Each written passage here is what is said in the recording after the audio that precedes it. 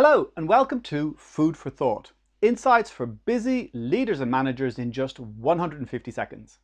Today, I'd like to talk about the paradox of driving performance. If we think of a paradox as two opposing statements which are in fact both true, and in the case of the paradox of driving performance, we can look at two traits, two behavioral traits that could be seen to be opposing one another, but in fact when they come together, produce something synergistic and better than both. So if we look at the paradox of driving performance, we're looking at two traits. One is enforcing, which is an action trait, and then the supportive trait of warmth and empathy. However, a number of people aren't quite balanced in this, and if we have a high level of warmth and empathy, but not a high level of enforcing, we sometimes actually demonize enforcing and think that that's just nasty or harsh. We don't want to be like that, so we're nice and warm and empathic with our people. However, we can be seen as permissive. That means that people could take advantage of our leniency and the job doesn't get done.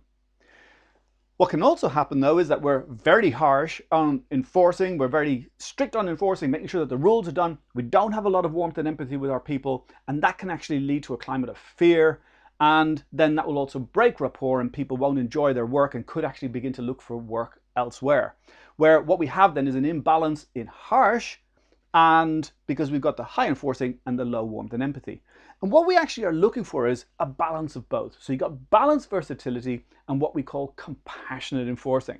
That means that you can understand your people, you can have great rapport with them, you show affinity with them, show that you care deeply, and you ensure that the rules are met, you ensure that the job gets done and that people are held accountable.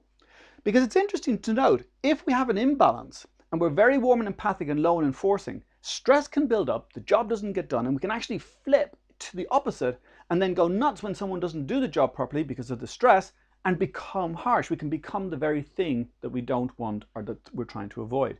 By having both equally, what we get is compassionate enforcing.